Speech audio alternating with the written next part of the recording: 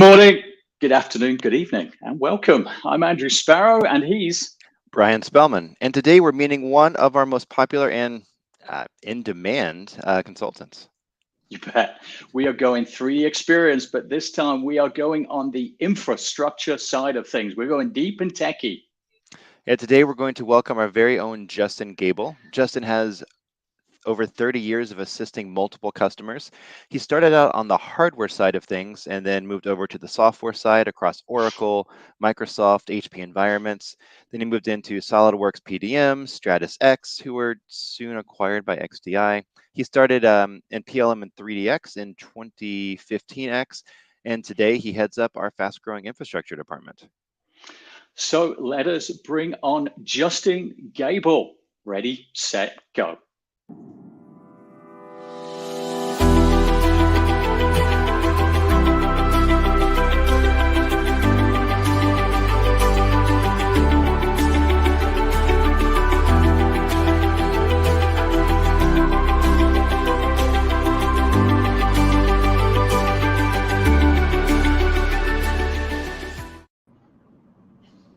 Here he is. There's a Justin. How you doing guys. down in Texas? How you doing? Just staying warm. Yeah, how's the weather down in Texas? It's not too bad. I think it's right now it's about 75 degrees. It'll probably hit a 90. Yep, we're matching you in Dana Point today. Your old horn. We're right up there. There we go. A little warmer than probably Seattle right now, where you are not. So I am not. Not at least in mind you are, but in body you are not. So welcome to the show, Justin. It's a pleasure, and it's good to go infra today. We've been off in the SA world, the solution architecture world, the industry process world. Now we're going deep into infra. So tell us, let's kick us off with, what do you do? Well, I'm a lead infrastructure architect here at XD Innovation. I have a team of about 4 people right now, and we're growing. So if you're out there, hit me up. We're hiring. Beautiful. Like that. Yes, please repeat that. Please. We're hiring. We need infrastructure architects, especially in the US. So we have a bunch of projects that we need to staff up and need people to do it. So I work with 3D Experience day in and day out. It's fun. It's exciting. There's a lot of challenges, and there's a lot of reward with those challenges. So you bet. So, you know, every day we get confronted with opportunities for, you know, we need an infrastructure architect over here. We need an infrastructure consultant / platform administrator over there. Tell us, what's the difference between those titles, those roles? Okay. Infrastructure architect is the one that's going to actually be designing and developing the 3D experience environment for the customer. And the PA, or the administration side, is more on top inside the environment, helping with P&O, getting people invited to the platform, helping them acclimate to the environment itself. So it's kind of pre-go live implementation versus gone live, administered the system, maybe some continuous improvement, etc. So, okay. You also just threw out a P&O there. Tell everybody what that stands for. Oh, people and organization in the platform, adding different roles, responsibilities to the users, adding different collaborative spaces to the environment, that kind of stuff. I think that's how you and I first really met, was when I was thrown into that on a different project. Yes, you were. A little PTSD as I was as well. So you wear multiple hats on infrastructure side. You're asked to do a lot of different things most of the times. You got it. So you've mentioned that you do infrastructure architecture, but what's your process? How did you get into this? I know we gave a brief little video, or a brief intro earlier for you, but tell us how you got into infrastructure architecture. I was thrust into it. With XDIX, I was the network infrastructure person. I did backups, comm vaults, adding people to the domain and stuff like that. And then we decided to get into 3D Experience. So I had to dive in and figure out how this piece of software worked. I jumped into Apache, Tommy, all the different backend products that you have to use, Java with the platform, and just kept moving from there. So got it. So what do you think some of the key qualities are that an infra architect should possess? An infrastructure architect should be willing to do the deep dive. You have to understand and keep moving. There's different aspects of the platform that you may not be familiar with. You're gonna have to go out there, get that knowledge, bring it in, and be able to implement that knowledge within the platform.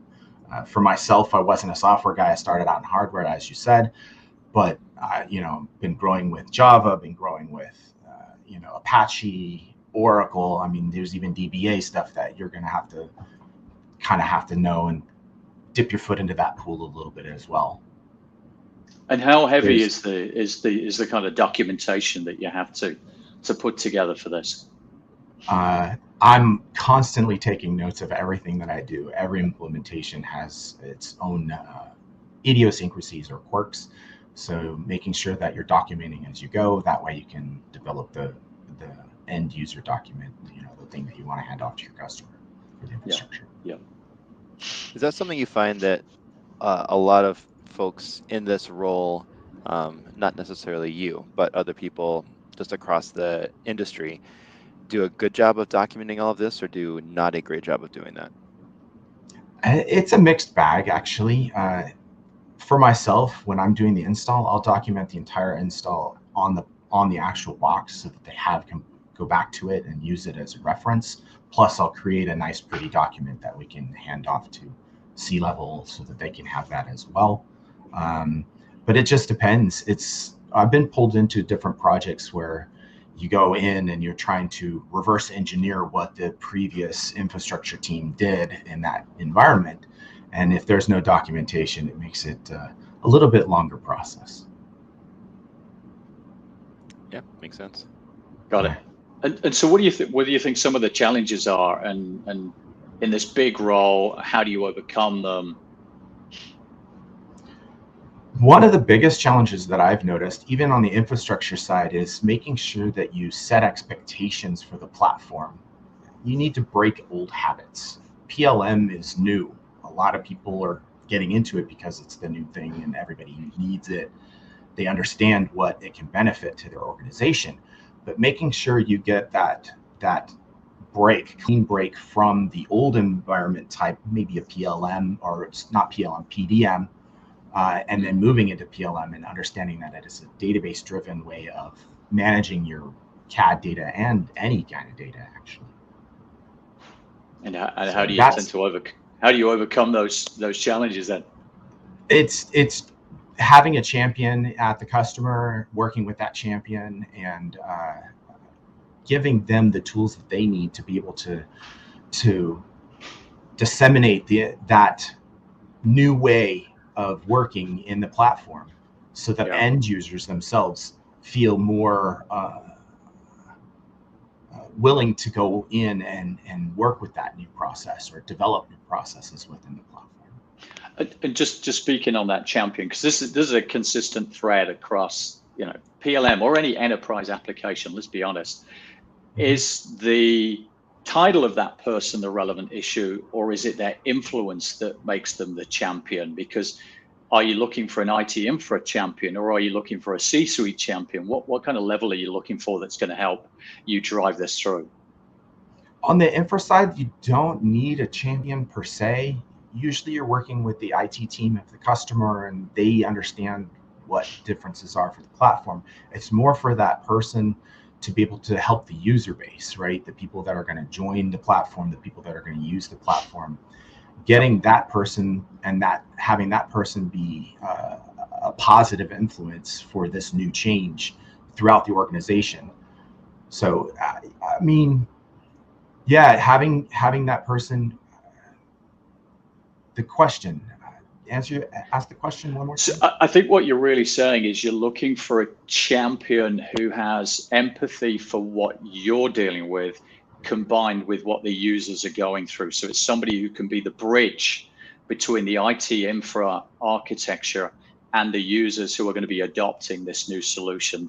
That's what I was hearing. Correct me if I'm wrong. Yeah, I totally agree with that. Okay. Got so it. You kind of have an idea of, I guess, the the role a little bit and the kind of people that are going to succeed in this, but what would you say overall are the most important considerations for infrastructure architects to have? A willingness to continue to learn. You've got to be able to bring your skills up to date. Being a problem solver, there's a lot of things on the infra side that you're going to have to dive into that you're not necessarily 100% familiar with. Single sign-on, different parts that connect into the platform, assisting the other teams. So just being that go-getter, the person that is going to go dive in and get your hands dirty and fix it. Yeah. Problem solving. Yep. Okay, so let's just go back to that kind of macro architectural role. So you're putting together an infra architecture for the long term. How do you plan for the long term viability of your designs? I look at the organization.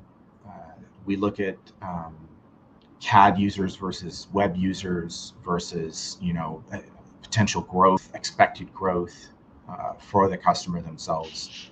I try to design the implementation to be a little bit forward thinking. It'd be a problem if you had to go back in and try to resize something after the fact.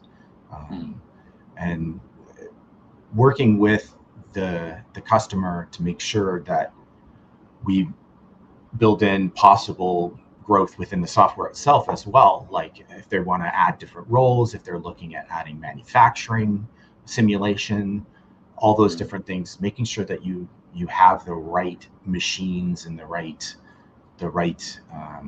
sizing of the VMs or bare metal, just so that you're going to have some growth opportunity there, some ability to move into your future space. Do you have any kind of little tips and tactics? Because it all comes down to gathering the requirements thoroughly. Do you have any kind of tips and tactics to get those requirements gathered for the long term? It can be difficult sometimes. It's making sure you work with your pre-sales team, that they're asking the right questions and getting that information up front. It goes a long way to help on the infrastructure side. Yeah, no, good point. So maybe all of you on the same page. I get it. Okay, that'd be nice.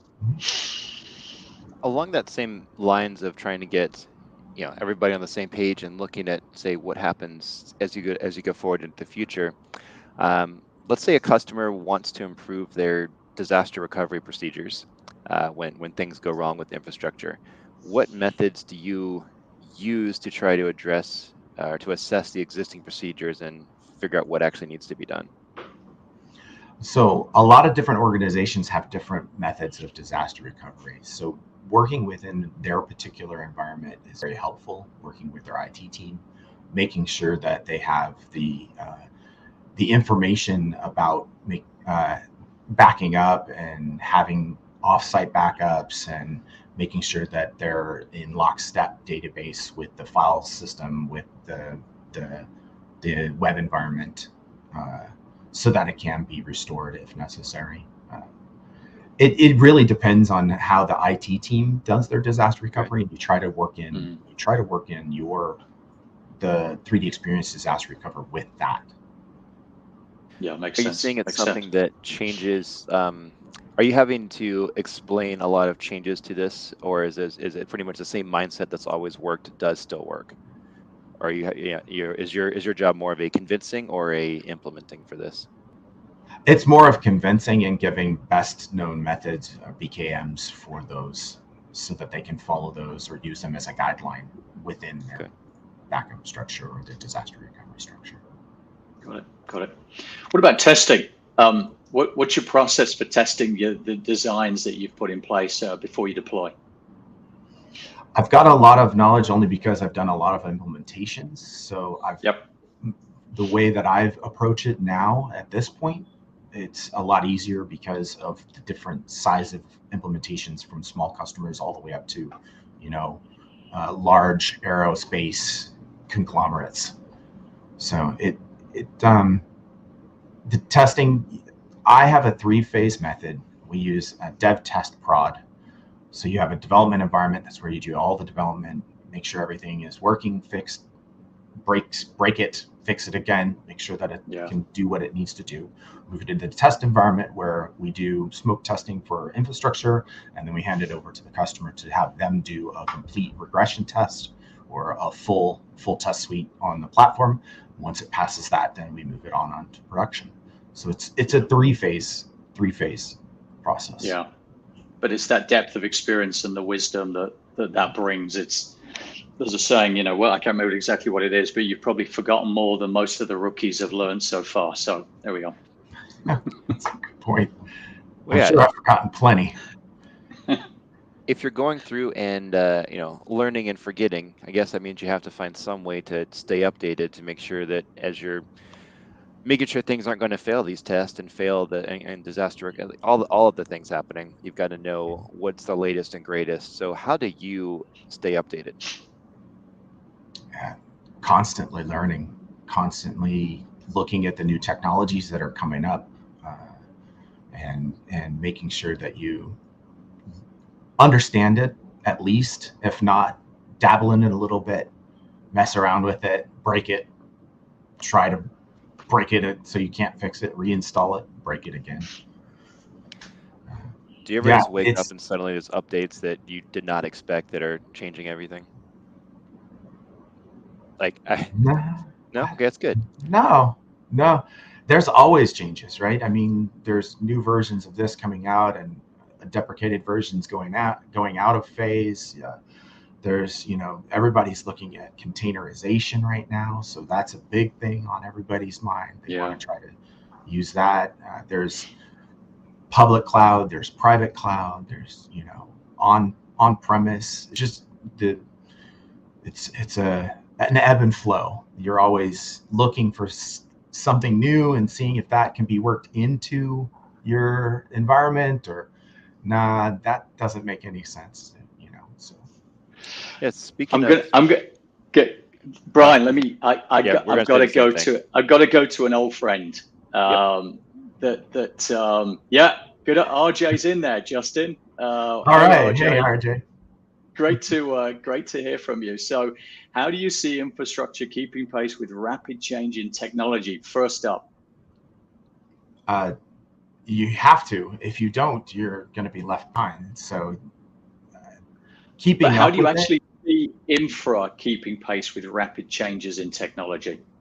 Generally speaking, you grow with it. You adopt the new technologies in your development phases. You adopt those technologies and you try to work them in. I'm working on a project right now where we are trying to containerize the platform right now, which is not supported by Dassault, just so everybody knows.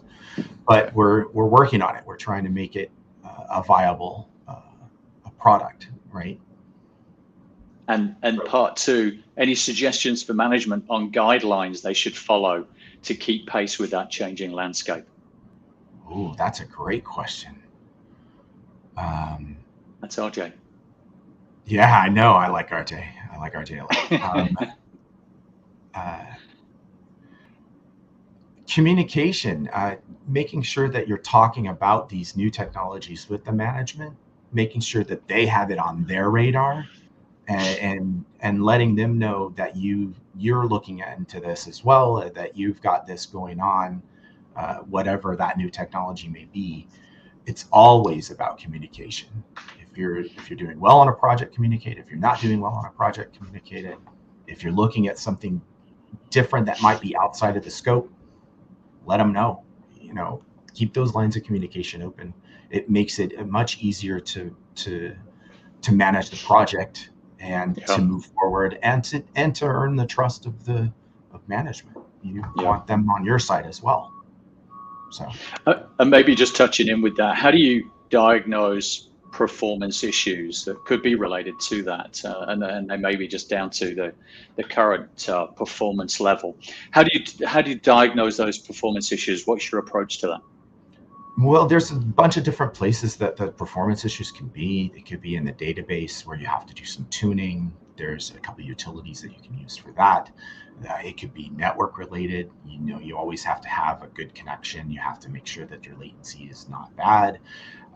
There's a lot of different tools, and it also depends on what kind of performance issue that you're seeing. So it really depends on a few different aspects of the platform. But those two that I mentioned are the biggest two that I've run into across my entire career. Yep. As you're going through your career and you have the solution that's implemented, and then they want to do this more and more and make it on a larger scale, how are you planning in for scalability of what's happening in all these projects? Scalability is a tricky one. That's a good question. When you're doing your design and you're gathering your data for the environment and working with the customer, you're making sure that they understand the difference between a monolithic environment. They understand the difference between the dev, test, and prod environments. They understand that if they want to have the best performance or the best environment for their situation, how to be able to get it into all the different either geolocations, or making sure that you have failover, making sure that you have the right design for what they're trying to do. Yep, got it. So for the younger generation out there, we all get blurry-eyed over these entrepreneurs and billionaire engineers or trained engineers, etc., with great vision. At the end of the day, we can all have a wonderful vision, but if guys like you aren't around making sure that whole infra is in place, it's going absolutely nowhere. So what advice would you give to someone interested in doing your job? What might be the steps, what might be the best practices, so to speak, that they should be going through to be able to step into your role? What is the journey, etc.? I'm going to go back to this. It's always continuing to learn and develop your skill set. For an infrastructure architect, I think you have to kind of be a detective. You have to be able to see the problem, not run from it. You got to run into it. I'm not going to compare myself to a firefighter because that's just not true. But you want to be able to see those issues and dive into them and just tear it apart. Build the environment once, break it, try to fix it, build it again, script it, make changes to the scripts so that it puts something in the wrong place so that you can go out and figure it out. It's all about problem solving and being able to get to the solution and implement that solution. So you spend a lot of time digging for the problems, trying to find the problems, because the place burns down if you don't, I guess. Going back to your firefighter point. Right. Giving that context. Good. Okay. So you mentioned the whole idea of continuous learning, of maybe liking to play detective and all these aspects of what you do. But when you take a look at everything and just this infrastructure architecture as a whole, what do you enjoy the most about this job? I like problem solving. It gives me a great sense of accomplishment when you have a problem and somebody calls you in and you're looking around and you're rooting around in the underbelly of the 3D Experience platform, and you're trying to figure out why it's doing what it's doing. And when you hit that and you go, oh, let's look at this, and you go, that accomplishment and that pride that you feel once you got it going and everything starts to smooth out again, and the customer is excited and happy, that for me, that's a great thrill. I love fixing those problems and making sure that they're moving in the right direction. So do you ever see yourself as somewhat of a superhero then? I do not at all. He's got a cape in the closet, just like, all right, I'm going to solve this problem now. Puts it on. Did you see it? Oh, Yeah. no. Good job.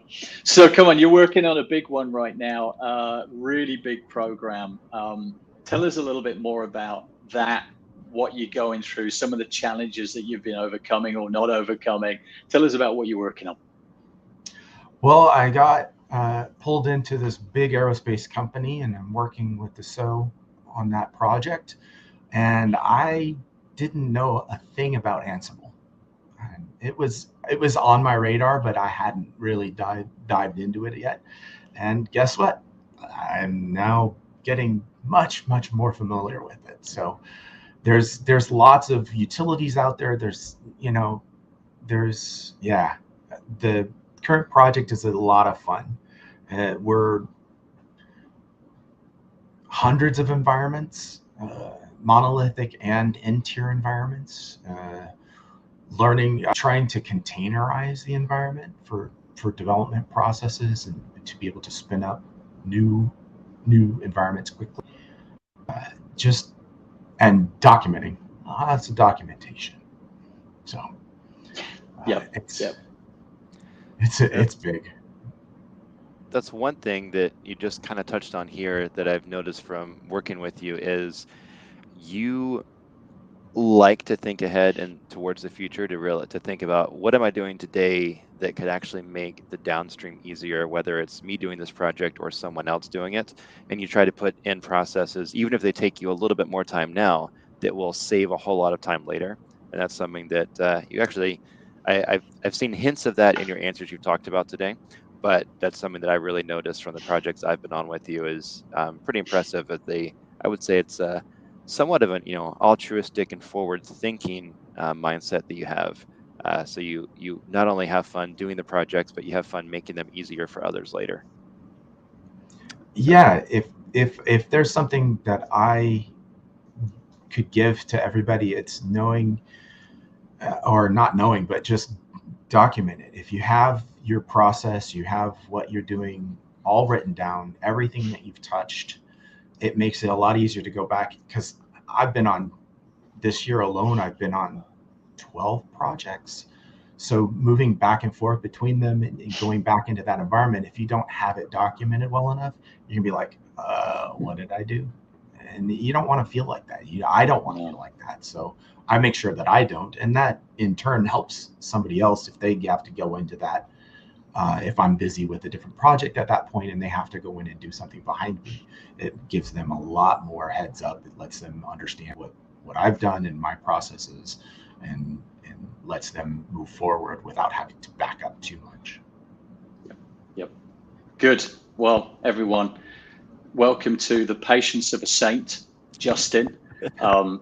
Even though that's probably the surface, I'm not sure beneath that, but he's never shown otherwise.